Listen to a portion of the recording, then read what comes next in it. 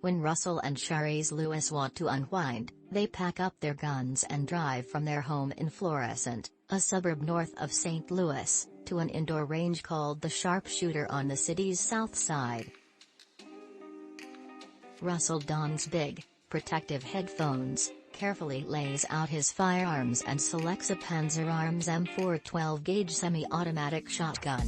He takes aim at paper targets, including one labeled Snowflakes, and squeezes the trigger.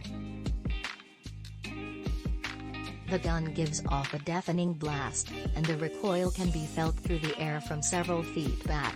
It's just something about the power and being able to release that and let it go downrange, Russell says. It's just a nice thing to do. It relaxes me. Russell's wife Sharice practices with her new handgun, a Sig Sauer P365. She bought it because she's been worried about increasing crime in her area. St. Louis had the highest homicide rate among large U.S. cities in 2020, according to FBI data. Gun buying among African Americans has soared in recent years. At the same time, suicide rates have increased among young black men. Experts believe the trends may be linked, because having a gun in the home increases suicide risk exponentially, for every person who lives there.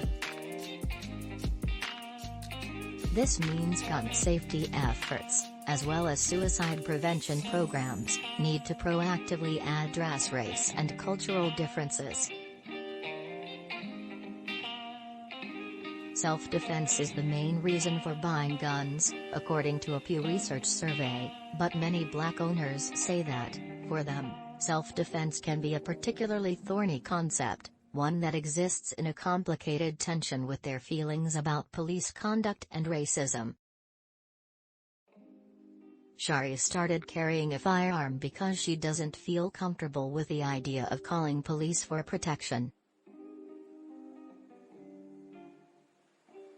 The Lewises live not far from Ferguson, Missouri, where in 2014, the killing of black resident Michael Brown by police officer Darren Wilson became an early catalyst for the Black Lives Matter movement. Some people, they rely on law enforcement, which, for African Americans, that's not always the case.